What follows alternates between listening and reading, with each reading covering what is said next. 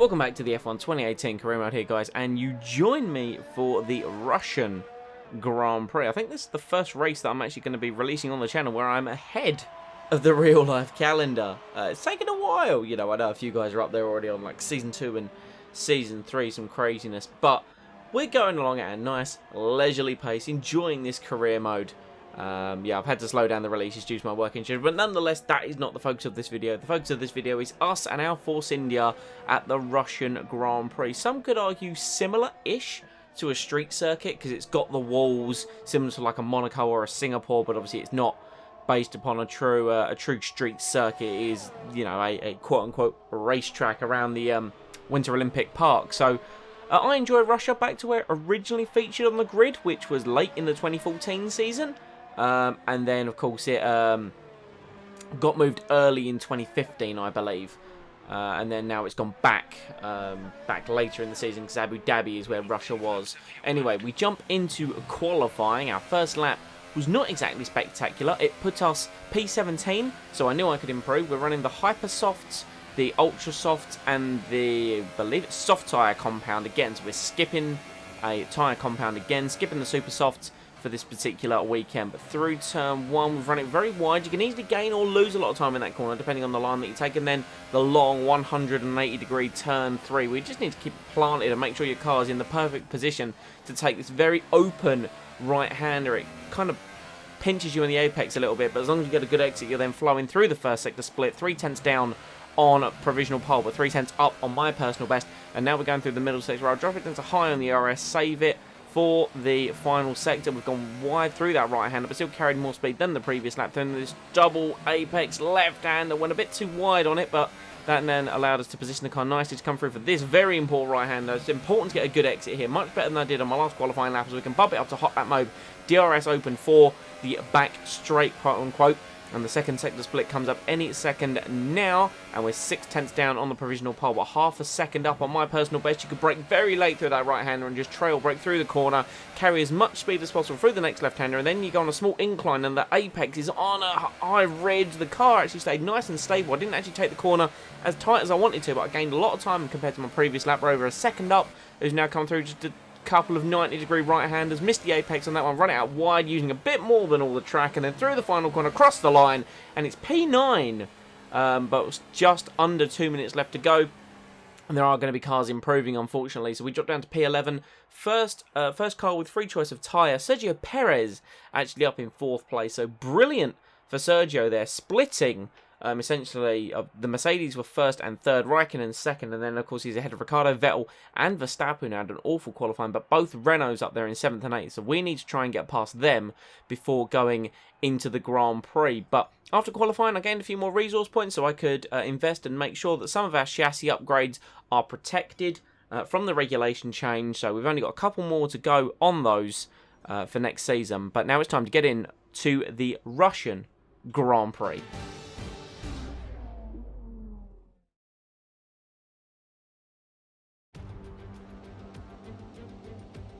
Welcome one and all to the Russian Grand Prix.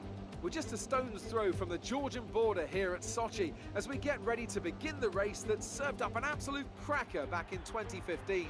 A last lap collision between Kimi Raikkonen and Valtteri Bottas sparked controversy in that race, so let's hope the racing is just as tight today. Built on the shores of the Black Sea, the Sochi Autodrome is a 3.6-mile tour around some of the venues built for the 2014 Winter Olympic Games. Close barriers may make overtakes more challenging, but with 56% of the lap taken absolutely flat out, we certainly won't be wanting for pure speed. A fitting arena then to do battle at the pinnacle of motorsport. With me today, of course, is Anthony Davidson. Now, I want to ask you about Marcus Ericsson. Looks like they've got a tough race in store today as grid penalties from changing power unit components has forced them further down the field. Everyone has to deal with penalties or reliability issues from time to time throughout their career. You just have to suck up the pain and get on with the job at hand. Today isn't about performing a miracle to put the car back where it should be. It's about effective damage limitation.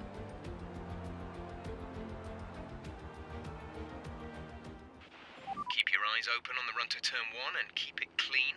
We want to come out in one piece. Good luck.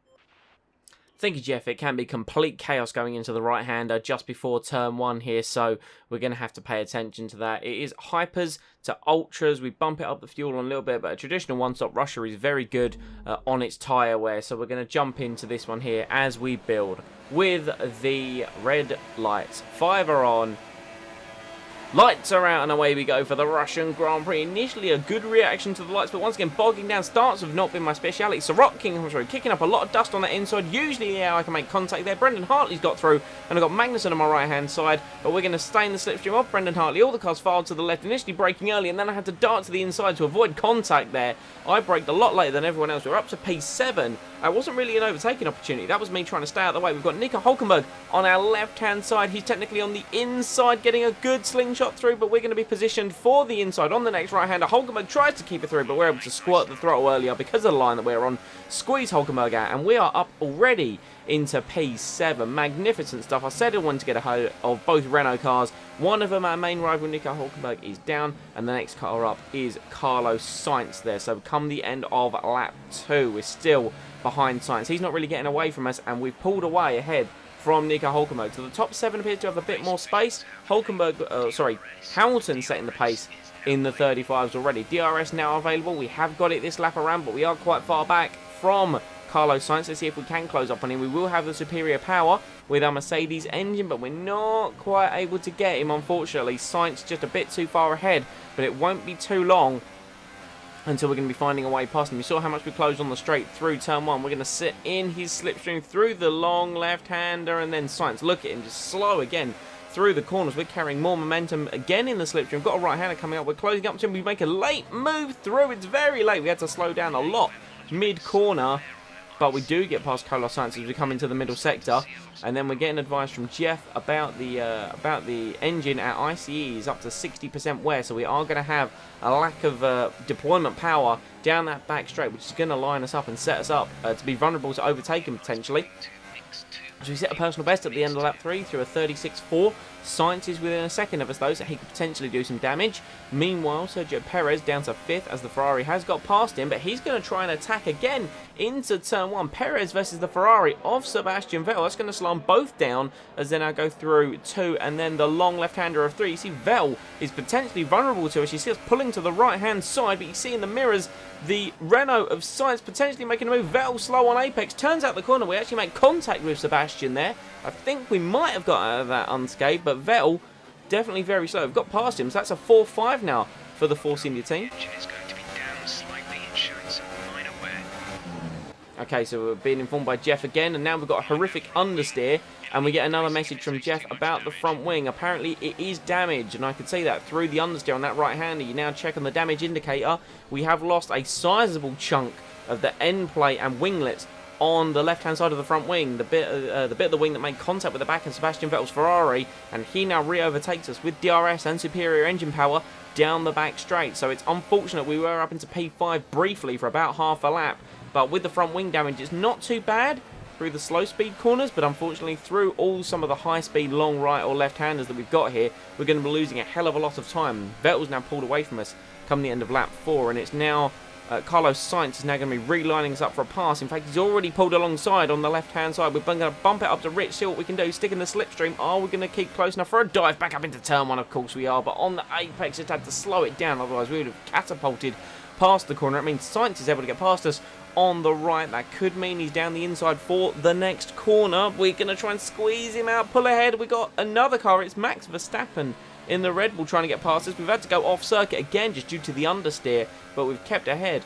of Carlos Sainz. He's now going to be looking at his mirrors against the Red Bull rather than trying to attack us. But you see, we're 1.6 down, of course, due to battling through that first sector. So we are very slow at the moment due to the front wing damage and, of course, the battling with other cars. As now Verstappen drives up our inside into the next right-hander, and I'm going to let him go. I haven't got the pace to keep the Red Bull driver behind us there, so unfortunately, it's going to be one of those moments where the front end of the car just won't stick to the circuit, and we've drifted out wide as we now come over the chicane. That's us down to P7. So Perez is going to be flying the flag for Force India because the front end on this car has completely given up, and I'm going to have to consider an early pit stop, which is exactly what I'm doing at the end of lap 6 coming in. It looks like one of the Ferraris is coming in as well, so we're going to bring it into the pit lane delicately. The pit lane does sneak up on you.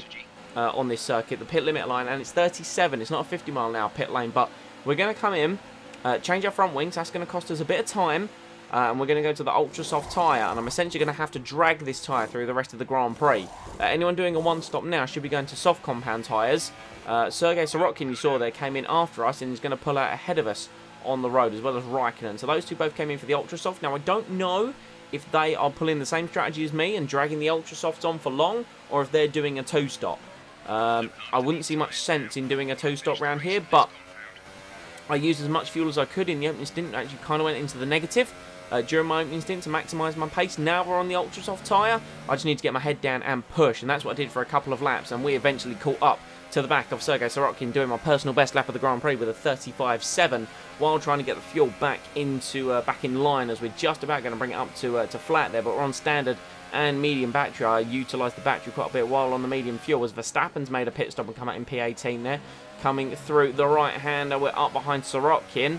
Can we look to maybe make a move into the following corner? But you've got to keep behind him through the long left-hander, utilise the slipstream and use him as a catapult. Is it going to happen? Unfortunately not. And Carlos Sainz is out of the Grand Prix, just up ahead of us. Sorokin locked up and ran wide. Is that going to mean we can maybe attack him where we got Sainz earlier in the Grand Prix? No, unfortunately not. But Sainz, our main rival for this particular Grand Prix, is out of the race. We're still in P9 though, following the Williams of Sergei Sorokin, the guy who of course took our seat when we moved from Williams to Force India. Sorokin pins himself in the apex going defensive. That slowed him down. We were able to duck underneath him and make the move up into P18, back into clean air, and now we can try and chase down Verstappen, who of course overtook us the lap before we made our pit stop for the ultra soft tyre and our front wing change. But no, Sorokin, with his fresher engine and still more powerful Mercedes engine, comes back and re-overtakes us well before the corner, and I can't make a late dive bomb there.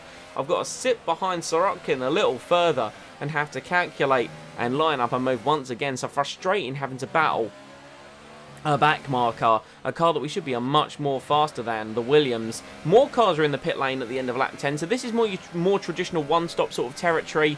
A couple of cars on the ultra soft tyre. We're back up to P13, or in the slipstream of Sorokin with rich mix and high on the battery. DRS enabled. This should be academic. Just in the slipstream up to 208 miles an hour before planting the brakes, keeping it tight on corner, and there we go, past Sorokin. Hopefully now within the middle sector we should be able to utilise our superior aero and chassis and pull away from the Williams, and mean he shouldn't try and re-overtake us later on in the lap. So, end of lap 11, we have continued to pull ahead of Sorokin. We're still trying to get the fuel back in line. We crossed the line, 37 flat that time around, but we're now pulling ahead of more cars, back up into P8. So, theoretically our front wing change and the go to the ultra soft hasn't cost us too badly. That's roughly where we were, as in our mirrors we've got Sorokin battling the Red Bull of Daniel Ricciardo, and that could have caused a huge accident behind me, but thankfully they've kept it all nice and civil. As we finally come on to the end of lap 12, Ericsson, the final man, making his one and only pit stop off the Hypers onto the Ultras. That's us back up into P7. So theoretically, even though we lost the 5 seconds with the front wing, and then of course battling Sergei Sorokin, we didn't actually lose too much time, because obviously we would have been clean air on fresh tyres, as opposed to everyone else is going to be of course on worn Hyper Softs, as Sorokin and Ricciardo battling away. Realistically, I want Sorokin to keep Ricciardo behind him as long as possible, because it then means Ricciardo won't be attacking me at any point. But we've gone wide out the right-hander before the back straight, heading down towards the chicane. Is that going to open us up to potential attack? You're damn right it is. Sorokin once again is following me, acting like a slipstream, and breezes straight past me. Apparently we had a bit of a collision with the Williams driver there, which I don't recall, maybe a light tap between tyres, but that's actually put us under pressure then from Daniel Ricciardo, who next time around isn't actually behind us anymore. He's dropped back a little bit, interesting enough, but we're rich and high mix, pulling up behind Sorokin, who's very slow in a straight line, and I've got on the brakes a hell of a lot later than him. I pulled to the right, just as avoiding action, and a big old clout with the Williams car. I immediately jumped to the damage screen to see if we've got anything there on our front wing, but thankfully, no we don't. We haven't got the damage that like we encountered earlier on the Grand Prix with Sebastian Vettel. So now we're back ahead of Sorokin, and I think Raikkonen has already made a pit stop. Yes, you see now Raikkonen's made a follow-up pit stop because he's now down in 6th place, and that means Sorokin, who pitted the same lap as Raikkonen, is making a further pit stop onto that 2-stop. We're still going to drag this tyre all the way to the end of the Grand Prix, so our tyre's going to be a lot more worn, about 5 laps more worn than everyone else on ultra soft tyres, and that's going to mean Grosjean. Look at the straight line speed from the Haas car with the DRS, probably running some high engine modes, but he locks up into turn 1, straight wide, duck underneath him. Thank you very much. That was nice and academic, just a hot-headed move from the Frenchie in the Haas car. But we're now moving on to the later stages of the Grand Prix. We're going to have to start managing the fuel and, of course, be very wary of the tyre situation because we're starting to build a little bit of a train behind us. We've appeared to have a Haas, a Renault, and then the other Haas. So we could potentially fall out of the points here as Grosjean tries to pass us for 7th place. He definitely pulls ahead. Can we make a move into the right-hander? No, much more conservative than we were versus Sergei Sorokin. So that's us down into P8, unfortunately, and that's then Hulkenberg in 9th and Magnussen in 10th. And we're, of course, going to try and keep him behind us because I want to get as many points as physically possible. Like I said, want to outscore Renault. There might only be one car flying the flag for Renault in this Grand Prix, and that's Nico Hulkenberg, of course, our rival. But still, can we retain a second or within a second of Grosjean? I've had an awful exit out the final corner, run far too wide. That's actually freed me up on exit to Hulkenberg having a go at me, but we did retain within a second of Hulkenberg, so that means we are going to get DRS. We've got Rich and Hymix flowing. Hulkenberg's gone defensive. We're going to go even tighter on the inside. Hulkenberg locks up a right front tyre, and that is us once again retaining position into P8. And in fact, that's caused Magnussen to be able to fight past the other Renault driver and get up into P9. So another potential double points finish for Haas there, which they completely bottled in Singapore. So let's hope they get a better result this time out in Russia, because they are a team that I like to follow. Haas, I'm quite a fan of them. Anyway, Magnussen's attacking us at the end of the Grand Prix. A big dive bomb move into the right-hander before going under the bridge. It looked like I was going to do what I did with Grosjean, but then thought, no, lunge one down the inside. Thank you very much. You've left the door open. I'm going to go in, but the pace started dropping off as the tyres started wearing out. Theoretically speaking, my tyres are getting to the end of their working range now, as Magnussen is now going to come past us. They're getting a better exit off the final corner than me, and then just slingshotting past me. But Magnussen there, I pinched him initially on apex, and then he just parked the car. The AI, very smart, parking the car in the middle of the road. I couldn't accelerate. That meant Magnussen got up into 8th, and then Hulkenberg, with his better exit, got up into 9th. He's not able to pull ahead of me too far, and once again, just into the long right-hander, down the inside, academic, squeeze him out, get a better exit, and that puts Hulkenberg actually back under attack from Daniel Ricciardo, who is now in P10. We're, of course, like I say, down to P9. Both Haas cars now pulling away from me slightly, so it looks like we're going to be battling Daniel Ricciardo for the end of this Grand Prix, but I'm nearly back into the 39s. My pace had just disappeared by the end of this race because my tyres were dead. Here comes Ricciardo, going to come past us on the outside, duck back into his slipstream to get the maximisation of speed. Can we make a move into turn 1? Answer, unfortunately, is no. So we've dropped down to the final points paying position, and Charles Leclerc is actually up in P11 of all drivers for Sauber. Actually, though, we've potentially got a slingshot on Ricciardo. Can we come back at him? We nearly did with a half-hearted move. Wasn't going to stick, but then Ricciardo turned out of the corner to prevent an accident. So fair play to have the wherewithal to see we were trying to come back through, but I had pulled out of the move at that point. But after Ricciardo turned wide, stamped it back on the power and got back through versus the Red Bull driver. So this is becoming quite a bitter little scrap, and the Haas cars aren't really getting away from me too much, but Ricciardo on his fresher tyres there. I'm trying to save fuel and battery in the middle sector as Ricciardo trying to come through on the right-hand corner, and he's done it into the second sector. Ricciardo through. The next sort of section is one of my weakest. I'm trying to carry more speed through than I can on exit and line Ricciardo up for a pass as he goes defensive into the double left-hander. That opens him up for a move. Contact between the two cars. Look like wheels banging again. I've got no damage on the front wing, and then Ricciardo swings through on the right. I tried to duck back underneath him. Couldn't get it on traction, but we're going to just sit in the slipstream. DRS fake to the left. Ricciardo pulled wide. Go to the right-hand side of the circuit. And that is us now lean and low once again. Save the battery, save the fuel in the final sector into P9 once again, and just park it in the middle of the road going into that right-hander to make sure Ricciardo can't be getting past us whatsoever. So a ferocious battle between myself and the Red Bull. I can only assume Ricciardo's on a two-stopper to be down in P10. He appeared to have more pace than that in qualifying, so we're now going to have to put it up to rich and high again on the back straight as Ricciardo. Can he look to try and make a move? He's in our mirrors, but he's certainly not. You can tell the power difference. Even my worn-out Mercedes engine gives me a bit better results than that Renault. He's going to try and go through, but I squeeze him out. Elbows out versus Ricciardo going into that right-hander and just, yeah, basically ran him out of road. And now, once again, we come on lap 25, 3 laps remaining. We're still in the 1 minute 38. We're getting just awful exit off the corners because my tyres are dead. But I can't make a pit stop because it's going to put me well out of the points. I just need to defend for my life for P9. So Ricciardo going to try again, but he just can't get far enough alongside in a straight line. And all we need to keep doing is making sure he runs out of road on corner exits and just push him wide, and that means he's not going to be getting through to us. Find some information on Ricardo. They're slowing down.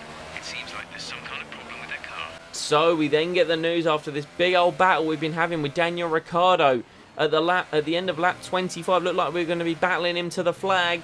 We get the message from Jeff he's got an issue, and he's pulled off the circuit with a yellow flag, and I think that could be it for Danny Rick. We haven't had the confirmation as of yet as we come through the final corner to start lap 26 and the penultimate lap of the Russian Grand Prix. 7.4 back to Magnussen, 3.1 ahead of Hulkenberg, and there is the confirmation. Daniel Ricciardo is out of the Russian Grand Prix, and that freed us up to just have a much more measured drive to the flag. Lewis Hamilton has won the Russian Grand Prix. Sergio Perez well up the road from myself. Initially, the first part of the Grand Prix didn't go too well. It looked like we were going to get a good result, but after the contact with Vettel and a front wing change, and then having to drag the ultra-soft tyres to go 20 plus laps, I've defended hard, defended well, and it's across the line for more points than Renault. Good job, you did really well. Super driving. And here are our podium drivers today after that excellent race. They've excelled here, as they so often do, and it's a well-deserved victory. Mercedes, then, are on top today.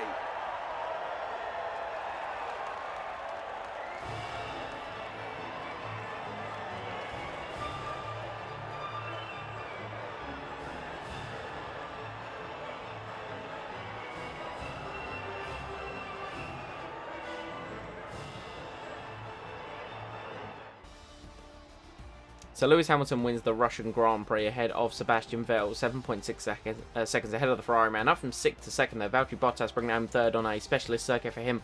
Perez retaining 4th nicely on that one stop. Raikkonen, the 2-stop, not working for him, down to 5th, with Verstappen, Grosjean, Magnussen, myself and Hulkenberg rounding out the top 10. Magnussen, a brilliant drive from 15th to 8th myself, I found there personally. The 2-stop just not the right strategy today, especially with Sergei Sorokin. I feel we could have been a little more up there. My tyres were just dead near the end of that Grand Prix, and I was over 40 seconds behind, nearly over 50 seconds, sorry, behind Sergio Perez, but didn't work out for us really. But let's move on to the championship standings, where we pull further ahead of Nico Hulkenberg just by 1 point. So we've got 3 points over the Renault man. It's now about, can Sergio Perez catch up to Hulkenberg, as we have both, all three of us really, have left Sainz for dead. I'm near to breaching the 100 points barrier, being the first person outside of the top 3 teams to do so. And like I say, you get Perez up nearer Hulkenberg as we move on over to the constructors side of things. You're going to see there, Force India, we have finally overtaken Renault, and we've done that because of Sergio Perez's brilliant result for 12 points in P4 today. So he of course got 12, I got 2, 14 points for Force India, whereas only 1 for the Renault team today has meant we move ahead into that critical 4th position of the Constructors' Championship. But after our long Grand Prix, it's time to have a chat with Claire. Amazing performance out there. You must be really happy. So talk us through what happened between you and your rival today. I mean, it was just a hard-fought battle at a few points in that Grand Prix. He's brilliant, and he's pushing me even harder. Can you comment on your fuel issues during the race? This has come up a few times, and I think it's just the game saying that, you know, you went into minus a few times, and it's just me. Initially, it is me always just pushing too hard, but I do also think the car is quite thirsty, as it were. Appreciate your time. So now we move on to the old rivalry screen. We've, of course, got a new one with Perez where he beat me. He's going to have absolutely thrashed me this weekend. He moves 6 points to my 3. Hulkenberg is a bit closer. 22 points on Hulkenberg's side of things to my 20. I trumped him in finishing position, but he, of course, had a faster lap. And now we'll move on to the all-important resource points screen, because we are, of course, trying to obtain as many of those as possible, because, of course, we need to protect everything before the new season. With the reputation, it's shooting back up. We've filled it with quite a lot of the teams now, actually, so we could be, you know, in a season or so's time, we could be in the market. Speaking of market, we've got the contract negotiation. Here's what we currently have. We go on to a new term of the contract, and Force India were like, yo, we want you to get 14th, and we expect you to be best of the rest every Grand Prix, essentially. Now, I wasn't happy with that, so I said to them, look, my qualifying is not my strength, so I'll give you 15th, but I will guarantee points every race. I also want to be the first driver, turn down the team goal to easy, and then all I did was put everything back to where it was. You know, I still want my 50% race bonus, still want the 3 upgrades per department, 2 on the upgrade speed and 1 on pit stop efficiency, because I like the way that contract was working, and we just got away with it. Recently, my Force India reputation has been dropping a little bit due to some of the media answers, but we got away with it, thankfully. Because I wanted to stay on that contract because it's been really good for our development and really good for me to protect this car. So we did that major upgrade for the front wing, and that means we've only got 1 major upgrade left to do on the chassis, and then I can finally continue the development, which I believe, like I said before, is going to be for the rest of this season, is going to be powertrain related. Get up there and make sure our version of the Mercedes engine is better than the Williams one, because that's still the most powerful engine on the grid. But guys, that has been the Russian Grand Prix. I do hope you have enjoyed. Please leave a like if you did, and comment any feedback down below. Next up, we have the Japanese Grand Prix. I always forget where Japan falls in the calendar, so that's a personal favourite of mine. I'm hoping we go well there, because it's a joyous circuit for me to be driving. Then we move on to the American leg of the old calendar. Remember to subscribe to be kept up to date with the content coming to the channel, and enable them notifications to never miss anything come through, and I will see you all next time.